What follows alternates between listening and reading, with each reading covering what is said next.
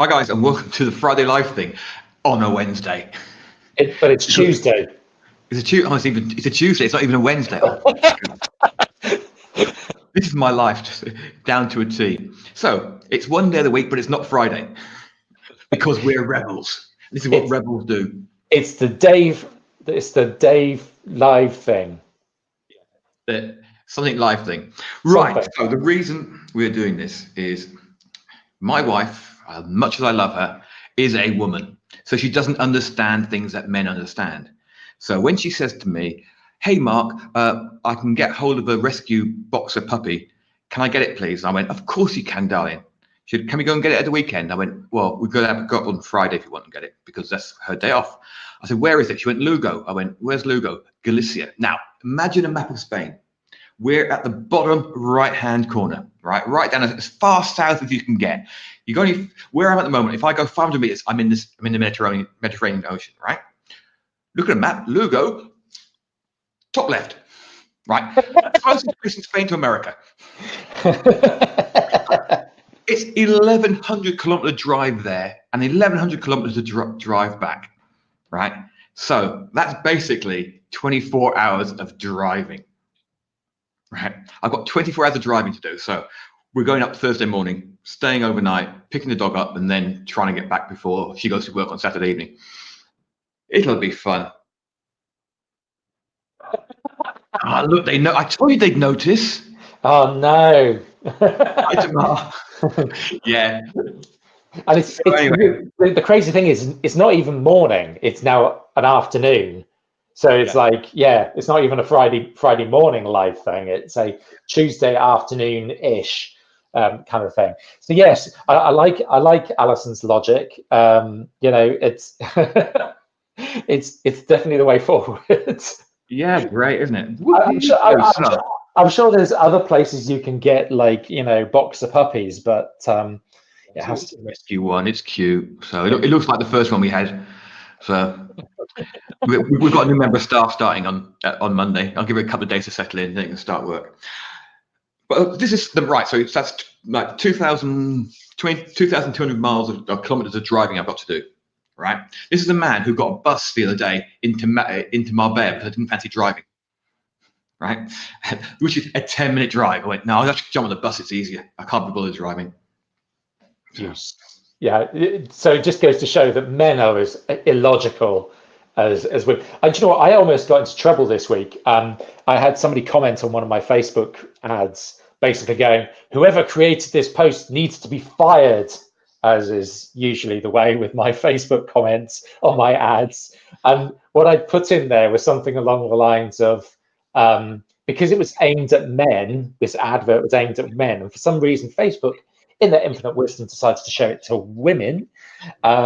Basically, it was saying that your wife, your girlfriend, your mum is always nagging you to eat more vegetables, which is what they do. It's true, but they seem to take offense at me basically alienating and saying that women are the only people who nag men. And I was like, I couldn't help myself. You can't say that anymore, mate. Even I know you can't say stuff like that. The potentially offended will be straight on you. So I said, oh, okay, well, okay, shall I just add in husbands, boyfriends, and dads as well, or will just people just do? And they just seem to take offense even at me suggesting that. So I don't think it really mattered what I said. They would just wanted to take offense no matter what. So there you go. Fun and games for the week. You have got to cater to the perpetually offended now, because if you didn't give them time to be offended about, somebody else would. So you're taking one for the team. No, as long as, well, the thing is I give them about 30 seconds of attention, and then that's it. It's like there's no point anymore, because I know that they're actually never going to buy my stuff. So no, definitely not now. But it's like, if they don't like my way of writing now on that Facebook post, they're definitely not going to like my emails. Let's put it that way. So yeah, it's kind of a way of just weeding out the weak of the world. It's a very Darwinian approach to cleansing my my customer list. So there you go. Right, Tim. So what were you talking about? A couple of things, actually. You know, one of the reasons why we didn't do a live thing last Friday is both Mark's brain and my this Friday coming for is because my head was totally mashed in, because we went Sam and I went to an event in London, all to do with leverage, exit, scaling, growth, all that kind of stuff. And it was run by the guy that is the brains behind Digital Marketer. So you may or may not have heard of Roland Fraser. You may have heard me talk about Roland Fraser before. I think we spoke about him on the podcast. It might have been about a year and a half ago, because I saw him speak at an event, and I was like, he only spoke for like 45 minutes at this particular event. And it completely blew my mind what he was talking about with the whole leveraging of different assets and how you acquire different traffic sources and stuff like that. Really blew my mind for just 45 minutes. But he was holding an event, and it was a 2-day event thing. You know, it wasn't the cheapest event in the world either. But then what it was quite a tight group of people. There was like, I think it was 17 people in the room in total. All sorts of diverse businesses in there. There were everything from, you know, there was a team of, well, there was 4 guys who run GPS tracking systems for fleet vehicles, which was really interesting. There was a guy who sold guitar lessons online and was selling over £1 million a year of guitar lessons. There was another guy who was selling a membership site for roping. Now, if you don't know what roping is, I didn't know what roping was. Roping's the thing like the cowboys do, like, and you throw, you know, twirl the rope over their head and they catch the little calf and things like that. So he runs a membership site for that, and it's worth over £1 million a year to him. So it just goes to show what people will make money from. There's another guy selling traditional nightwear, luxury traditional nightwear, like, you know, very, very nice, you know, 90s and pajamas and cashmere. Yeah, I think he did do hats as well, but he does cashmere, like dressing gowns and all that kind of stuff. So you know, really diverse. The one thing that was really diverse was there's always one, and you discover this when you start going to different events. There's always one weirdo in the room. Generally, and I would say this as politely as I can. Generally, they're Dutch, and you know, I've got a lot of Dutch friends. I love them to bits, but even they admit that they're pretty weird. But this guy was extra weird. He was selling. He basically looked after the marketing and ran the business for 2 mediums, okay, to give readings, as it were. And he was making it well over $1 million a year business selling access to these mediums. And I didn't want to ask him any more questions, but one thing he did say at one point was like, oh, we're trying to expand into the UK market because we concentrate on Germany and the Netherlands. The problem with the UK market is we have to be really careful with our marketing because of the Witchcraft Act. And everybody just went really silent in the room. It was like, you what? There's a Witchcraft Act? You are got to be kidding me. Dear, you cannot make this shit up. But it just goes to show that you can make money out of pretty much anything. Surely he must know all the bookings he's got coming in for the next 6 months. Or his mediums would know. Where is that marketing? So being a medium doing Facebook ads, how easy would that be? Must be the easiest thing in the world. Maybe I should hire him as my Facebook ads manager. He must know what's going to work and what's not going to work. Brilliant. It did actually remind me. I went to an event a number of years ago in America, and this couple got up on stage and they were talking about their business, and they were making over $1 million a year. Their target audience was female business owners or female CEOs. Marketing. Wait for it. They were selling coaching and experience events, experience days, and experience weekends, and for 100 grand a year. So like each person would pay 100 grand a year for these experiences throughout the year, and like coaching sessions and one-on-one stuff. And the hook was, she was a palm reader. Hang on. There you go. What do you say about that? Apart from the fact that I've got de Bruyne syndrome, which is those lumpy bits there. Yeah, exactly. No, and I think when it became apparent that that's what they were doing, I think Sam and I at the time, we were just like, holy shit, we can sell anything. Like literally, it's possible to make $1 million a year business out of anything. If you can sell palm reading, if you can sell medium readings, if you can sell guitar lessons, which is cool, or roping, even cooler. And it's just like, really, seriously, you have no excuses. We are making this process of having a successful business look so freaking difficult at times, when these guys are selling basically, well, it depends on how much you believe in mediums and palm reading, but a load of old cobblers.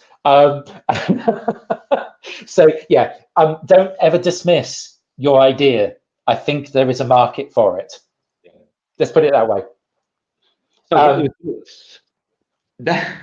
Tim's got all that off his chest. Sorry, it was in the room, mate. No, it was fascinating. Like we were talking about all sorts of different stuff. The guy Roland Fraser was going through his thing, talking about different ways to leverage the assets that you've already got, as well as how to grow your business and what are the most important aspects of growing your business if the intention is to sell the business. Because that was one of the commonalities with everybody in the room, is like ultimately they were looking to sell the business or to exit in some way, or have some kind of, yeah, the hungry crowd or the lost crowd. I think the lost crowd is very, very underserved. No, I think some of the stuff which came out, which was quite fascinating about what things were important for exiting and getting the best multiple for your business when it comes to exit. And because this guy's like dealing with literally, like he's been part of well over 150 different acquisitions and exits over the last 10 years, he's got a good, strong idea of what's, he's got a finger on his pulse of finger on the pulse of what's actually working and what gives you better multiples. And some of the stuff which was quite interesting was, I don't know whether everybody's heard of this, but NPS, or Net Promoter Score. A lot of, certainly for like service-based industries or e-commerce businesses, which obviously we're interested in, Net Promoter Score has become a stronger signal and a stronger indicator to give you a better multiple. So if you've got strong Net Promoter Score, which is like generally it's either out of 10 or out of 5, I can't remember. But basically, if you've got a good Net Promoter Score and if you're collecting a Net Promoter Score, then that is seen as a good thing and it increases the multiple that you get.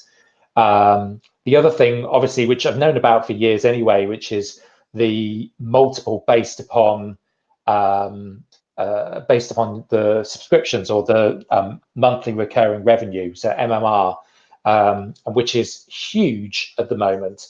And he was talking about, like, there's 3 different ways of basically getting a multiple. There's a multiple based upon earnings before interest, tax, depreciation, and whatever the other thing is, EBITDA, EBITDA. So you get a multiple on that, which is generally like quite low. So it's basically like the net profit of your business and a multiple of that, which is generally quite low. Then you can have, for certain types of business, you get a multiple based upon revenue overall, which is a good way of doing it. And generally that's, quite strong. So a business could be, it's worth, if it's doing $1 million in revenue a year, you might get £1 million in return. Okay.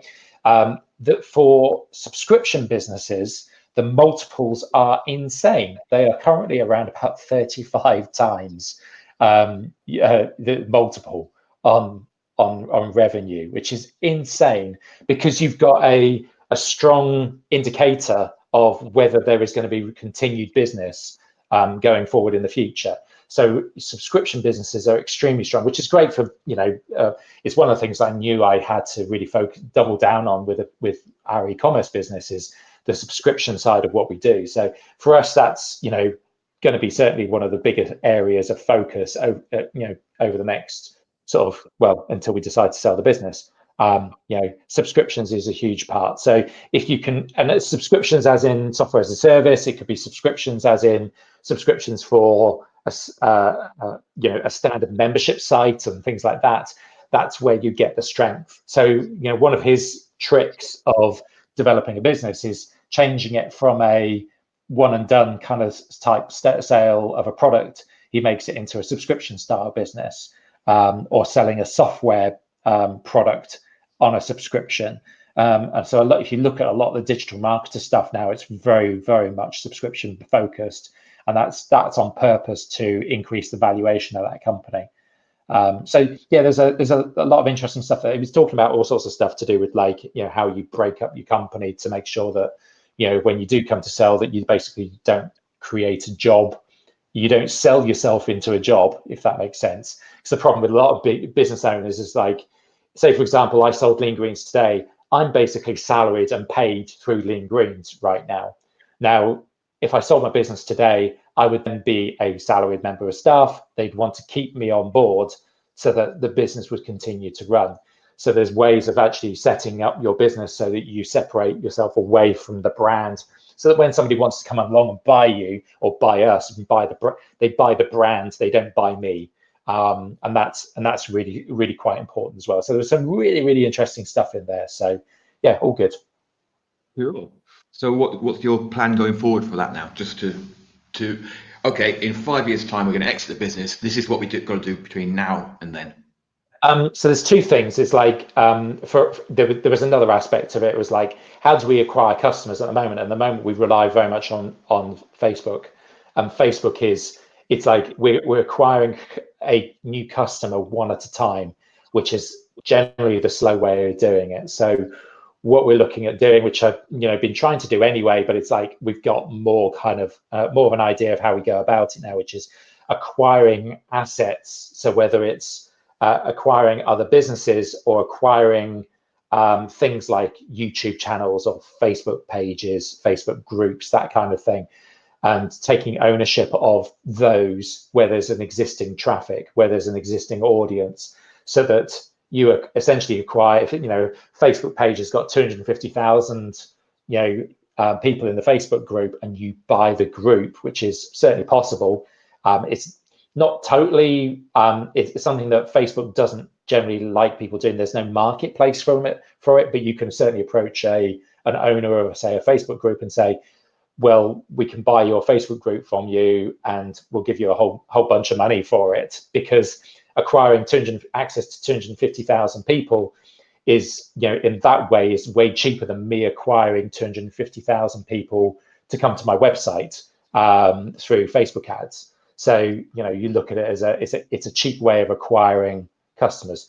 Yeah, you're buying access to customers, and it's like, you can instantly multiply the size of your business and the amount of new customers that you're getting very quickly and very cheaply through those mechanisms. And there's a bunch of stuff that we're going to be doing to look for different things to acquire. And it's not necessarily just acquiring a business. A lot of people set up, say, for example, Facebook groups because it's a passion thing for them. They're interested in creating a group to, I don't know, whether it's to do with mountain biking, for example, because they enjoy like sharing stuff to do with mountain biking. And they've never really made any money out of it because they don't have the marketing nous or skills, and they've done nothing to really monetize that audience. Whereas somebody like myself or anybody who's an SMO member can essentially, they have the knowledge and the skills to monetize a particular group in a better way. And we could do that instantly. Literally as soon as you get access to the group, you can monetize it. You can monetize it with your own products, but you can also sell sponsorship to other companies who want access to that audience. So you can monetize it in that way. So there's different ways of paying for these types of assets. and making it worthwhile. So that's one aspect. The second aspect for us is how we structure or how we get more people onto subscriptions and making subscriptions front and center of our customer acquisition. Because the people we talked to about our business over the couple of days that we were there, it's like, we know that we've got, our normal customers are worth X, but our subscription customers are worth 6X, 6 times a standard customer to us. So for us, we're leaving money on the table by not really pushing subscriptions to everybody that we can. And whilst it's not a suitable product for everybody, it's like we should be doing more to try and encourage our regular customers to come onto the subscription program, because that ultimately has a massive effect 2 years down the line, 3 years down the line, when we decide we want to sell the business, and the multiple that we can achieve from it. Ooh. One thing we want to talk about today is moving the free line, isn't it? But not moving it too far. Yeah. Mark and I talked about this before we came online. It's actually come from a video that I've received today. Actually, it's Mark and I both signed up to Donald Miller. If you're not signed up to his email list, his daily emails, it's well worth getting access to Donald Miller's stuff. His stuff is at storybrand.com, and it's basically about not giving away stuff for free. And it's we've always been sort of taught by, whether it's what's the guy's name that was talked about, wasn't it? No, it wasn't Gary Vaynerchuk. It was who was the guy that did David D'Angelo? Evan Pagan.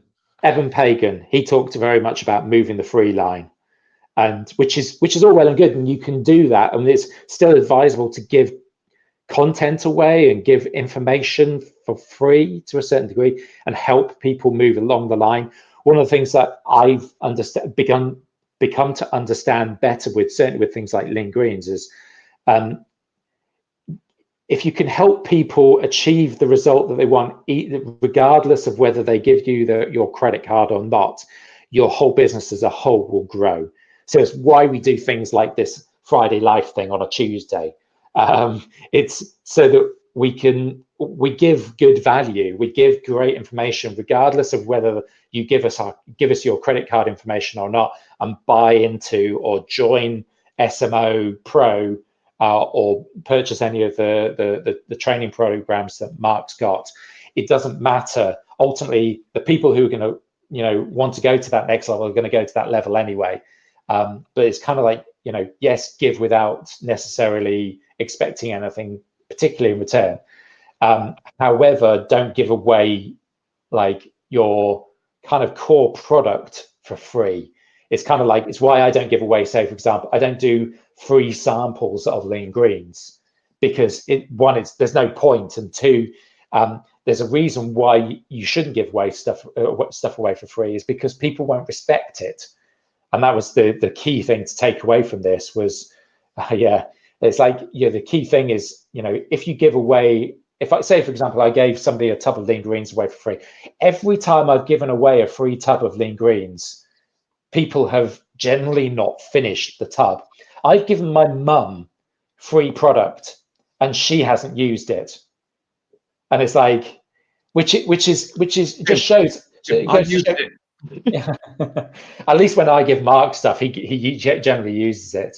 But I remember this actually quite interesting. I gave, when we first started Lean Greens about 7.5 years ago now, I gave my mum a tub of Lean Greens, and about 2.5 years later or something, I was round at the house and I noticed round at my mum's house, and I did notice on the shelf there was this white tub, which is our old style tub of Lean Greens, and it was still 2/3 full. And I was just like, that's the oldest tub of Lean Greens. And do you know what? It's still there today.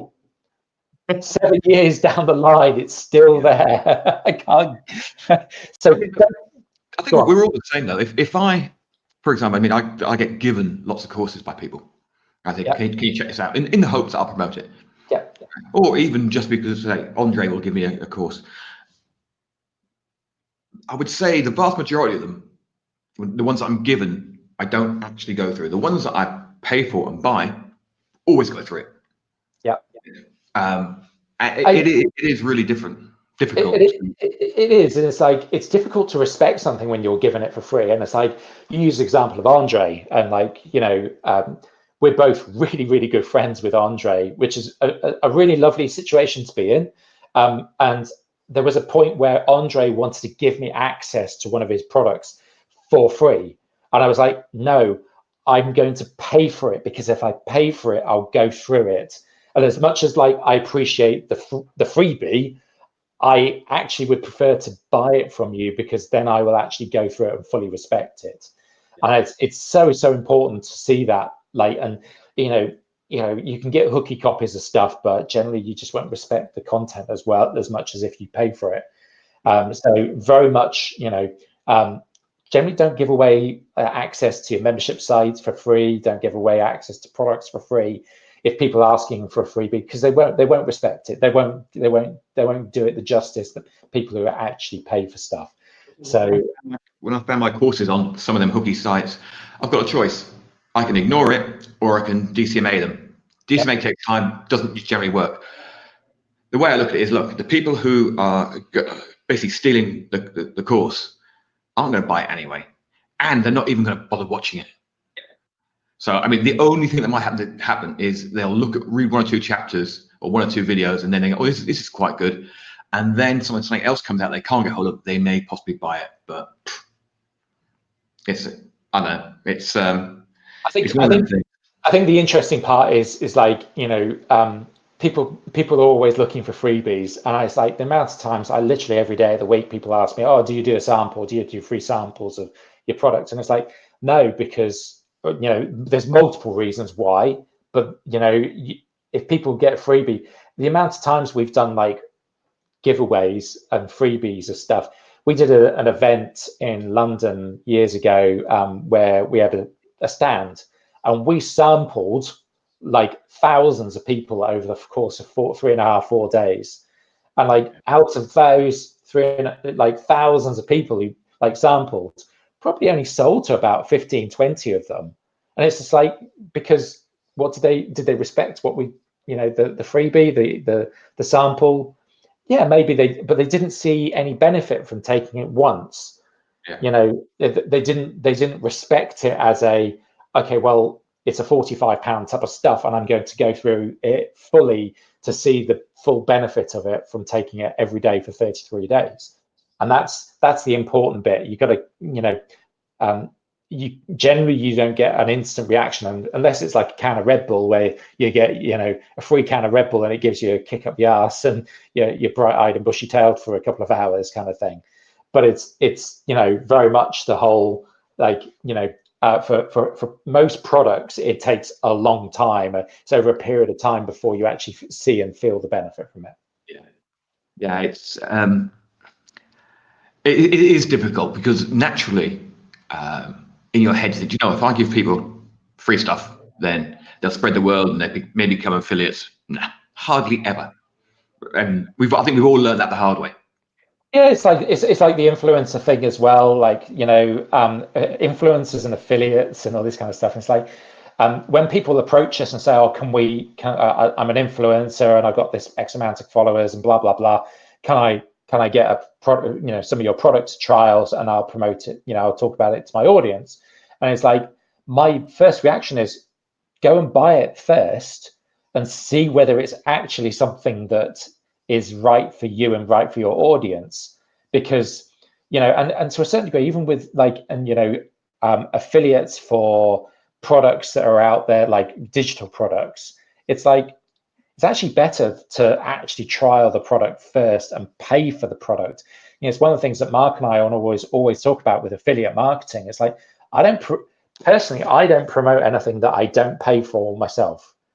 It's like, I use ClickFunnels, I use Klaviyo, I use ConvertBox, I use all of these other different tools, but I'm an affiliate for them as well. But I'm not an affiliate for Active Campaign, because I don't use it. There's no point. I can't show or express the value effectively enough as an affiliate if I'm not paying for something. So yeah, it's an interesting perspective, this whole getting something for free and in the hope that you're going to promote it, or getting for something for free just to give it a trial first, because people just won't respect what you're actually giving away. I've now set up all the products that the only people who can promote them are the people who actually purchase them. I think it's a good thing to do for the people who buy it, because it gives them a chance to recover what they spent if they want to promote it. So why not do that? And it means they're not up against people who've got no real interest in the product, don't know the product, and are just good affiliates who are just hammering in, doing solo ads and stuff like that. Yeah. So one of the questions I was actually just thought when I was going through that bit of a monologue about stuff was ClickFunnels, and I don't know whether you've got it written down, have you? Okay. I wrote that down as we were talking about, because we want to talk about this, don't we? Yes, we do. Go on. And it's actually a really important point, and sort of respect for Russell Brunson for standing up and owning up to this. So ClickFunnels are changing, okay? And Russell Brunson stood up the other day on stage and said, "Look, I screwed up." Okay, because what they were doing, they were chasing all the new shiny things. So they built messenger apps, they built email marketing apps, they built push notices apps, and bundled them all up as a part of ClickFunnels, right? They've got 98,000 members. Some of those tools were used by 11 people. So basically he said, look, we are the best page builder, funnel builder. Well, let's not dispute that now, but I'm happy to argue that with anyone, because with 98,000 users, you kind of can't ignore what he's saying. Yeah. So what they've done, they've basically got rid of all the little add-ons, and now they're actually going to focus on ClickFunnels and the core thing.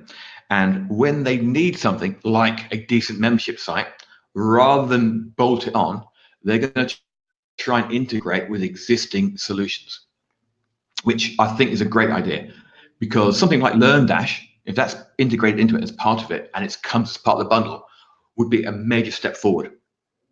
I think they're looking at things like Teachable, and they think, oh, do you know what? If we had something like Teachable rather than our crappy, stupid membership site that doesn't work properly and isn't logical, maybe we'll sell more of the front end. So yeah, they're basically repositioning themselves as what they started with and getting rid of all those other things. From to a certain degree, I fully respect what he's doing, and I understand also from the perspective of how much money must they have sunk into all of these little things, time and money and support. $100,000 for each one. Yeah, in development costs, and it's like 11 people using it. The numbers just don't make sense, and it's why, kind of to a certain degree, I see it with an awful lot of different businesses, and it's something that we've kind of experienced with SMO over the years. Is like, what are we? Are we a all-in-one marketing kind of like education solution, or are we focusing on something in particular? And it's kind of like and it's a difficult thing to kind of address, because when you look at some of the stats of some of the, say for example, Mark's always looking at, okay, who's been watching what videos, how many people have watched this particular video about this particular thing, and it's like, well, 2 hours doing a video and editing it and uploading it, and then find that 4 people have watched it. It's pretty disheartening.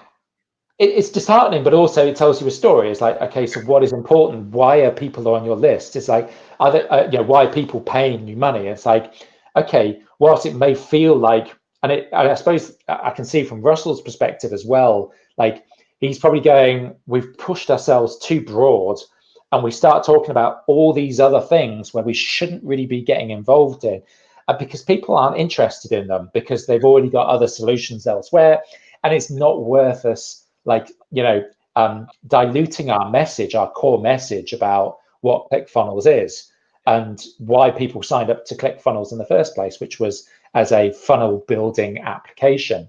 And beyond that, yes, things like the email marketing module, which I've rarely used. I think they're holding on to it, but they're doing a name change of it. Yeah, I think it's basically going to hook into SES or SendGrid or Mailgun. So you'll just so that rather than them being the ESP, which they tried to be, and they can't compete with ActiveCampaign. No, not true. It was okay. I can see probably why they did it. We'll get everything in one, charge people a one-time fee. So I think they were charging 247, weren't they, for all the bolt-ons? 297. Yeah, 297, and now they've got rid of that level and they've just gone to 650. But that's like all the coaching, daily coaching stuff like that going forward. It's like $600 a month. Ooh. Do you actually think though that all they're doing is they're just trying to get rid of all the people on the top level, because most of the people are on the bottom level, the 97, and they're going, okay, well, let's double down on those top members who are paying or wanting to pay 650. I think the people who are on 297, like me, we get grandfathered into the higher level anyway. But it's like, it's like they really don't necessarily want to service those people, and so they're basically pricing people out of that level and going, okay, we're just trying to get as many people in as at 97 a month, because that's where they make the money. That's where it's low overheads, low resource required, low support requirement, and it's just like they just pack them in on that level, which is, I think, again, it's a smart thing to do, and it's good. I think it's good marketing as well, and it's interesting the timing of it. With in terms of they needed to do something different, and they needed to announce that they're doing something different, because they've not really had very much to announce other than these small little gains and improvements and these little add-ons that nobody is using and nobody's interested in. So what it's done is it's just suddenly created a flood of interest in ClickFunnels again, that will either pull people back into the fold and potentially attract a whole bunch of new customers as well, because their message gets much more on point. So yeah, it's huge, and it's why coming back to lean greens and the way that we look at stuff, it's like, okay, what kind of business are we? Are we in the business of, are we all and every type of supplements in the world? Do we need like 100 different products, or are we going to focus on a specific area of nutritional supplement and be a specialist in that? And I think it's easier for us to deal with just 6 or 7 SKUs and 6 or 7 different products that we can talk around a specific set of solutions and problems that people are having, rather than going, okay, well, we do a vitamin C tablet, vitamin D3, vitamin whatever, mineral X, mineral Y, fish oils, krill oils, blah blah blah blah blah blah blah, all these different variants of stuff that we sell ones and twos of. And it just doesn't make sense to us as a small company. So it makes more sense to us for us to focus on lean greens and our protein product as being the primary things, and that's it. Makes my life easier. It means that I don't need to have a bazillion one staff looking after it, and it just makes the game a lot easier. And I think also Russell's probably looking at the exit as well. It's like, okay, how can I maximize this business going down the road of 18 months, 2 years? Where can I exit? Where can I get my big payday? Thank you very much. I mean, the value of the company must be huge, absolutely huge. When you've got 98,000 people subscribing, paying subscribers, I mean, he's got a very, very valuable business there, and I'm absolutely sure. I mean, I remember Russell when he was sat in his bedroom talking about launching products to help pay for his wrestling coaching. Yeah, he wanted to go. His dream was to go to the Olympics. Yeah. So he's come a long way. Ian, once again, I am Yoda. Nailed it there. The middle can kill you, not enough revenue, but the highest costs. Exactly. If you're in SMO, the foundation, if you're not, there's a link at the top of the page, or it's the seriousmarketersonly.com/foundation. I wrote an article yesterday, a little piece about ClickFunnels. I actually went dug deep this and did a lot of research into it, because what I saw some really disturbing stuff to start with. And how it was basically people promoting ClickFunnels to people to promote ClickFunnels. It was a proper pyramid scheme. Now, part of the research, I found that ClickFunnels actually have banned some of this stuff. Although if you do, I actually gave a search term to put into Google, and you will see there's loads in there. All people saying, I'm making $50,000 a month, and I get my dream car. Well, only 98 people have actually ever got this dream car, and I found 20 sites yesterday, all with the same page saying how they got their dream car. So it's a lot of bullshit. So head in there and read it. But one other thing that I talked about this week, and it's actually I care quite a lot about, and that is shit marketing, right? And I'm actually going to call out one of the guys I really like now. I don't know whether you saw my post, Tim. No, I haven't even. I went into Facebook, right? And there was an ad by Wilco, who we both like. I think Wilco's got some good products. He's a really nice guy, really nice marketer, really good marketer. And the actual ad was I. It's all about him. Everything was about him, right? I don't give a toss what he's done. I want to know what his tools can do for me. Right below it, unfortunately for him, was one of Frank Kern's adverts. Frank Kern did not mention the word I once, right? And it was for Convert 2.0, the book he's got out at the moment. And when you look at it, it's obviously they've gone through it and they've written a proper ad. They've done some proper marketing.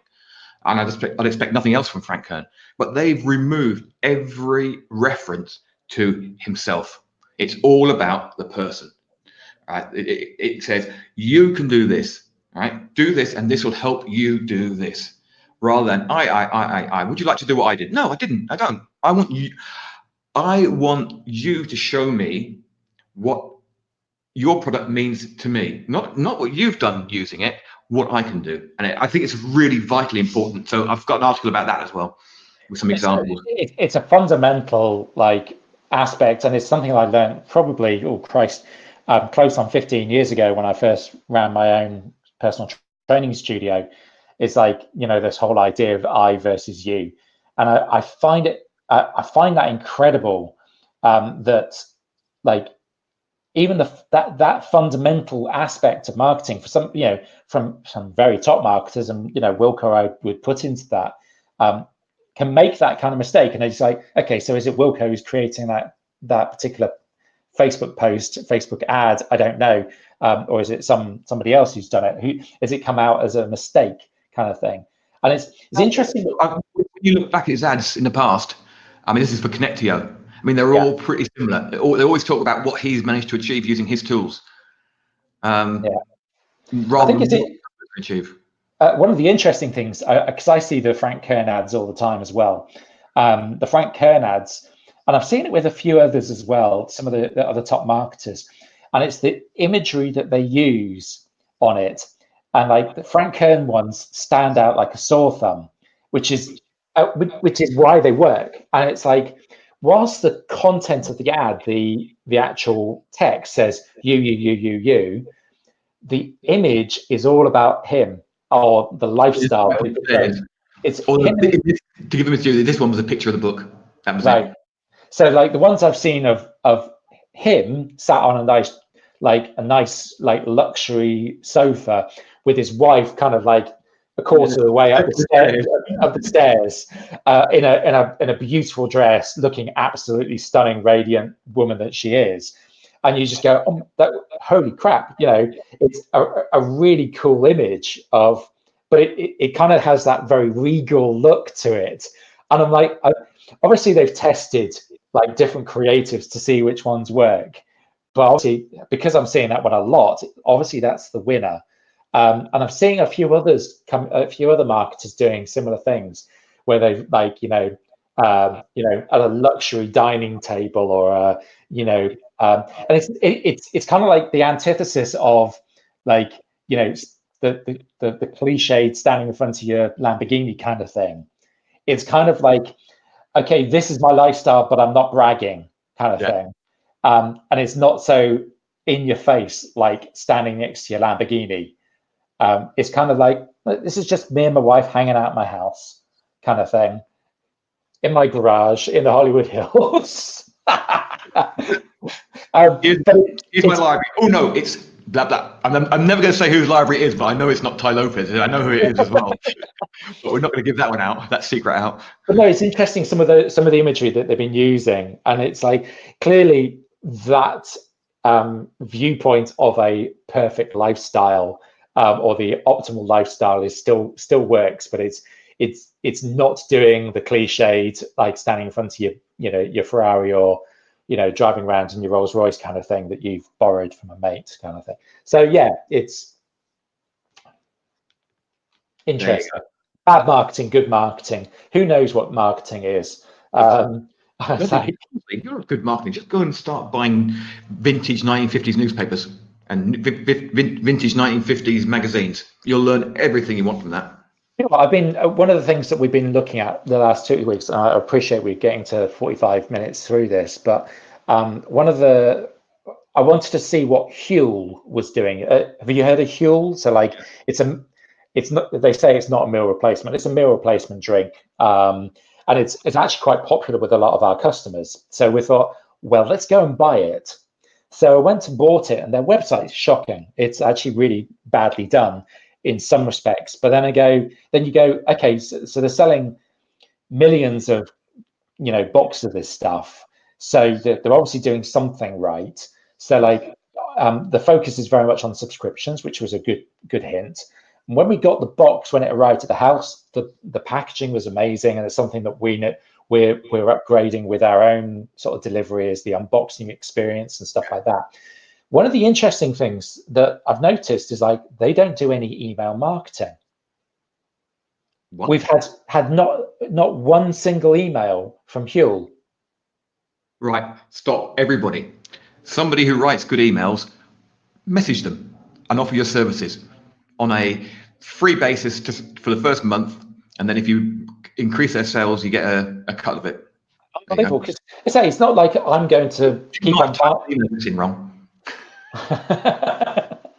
Well, no, it's like we got an email notification to say that the order was being dispatched, but other than that, so like order notification side, no emails at all. And I think when Sam ordered, she also ticked the box which said send me the email marketing, because she was quite specific about wanting to know what email marketing that they're doing.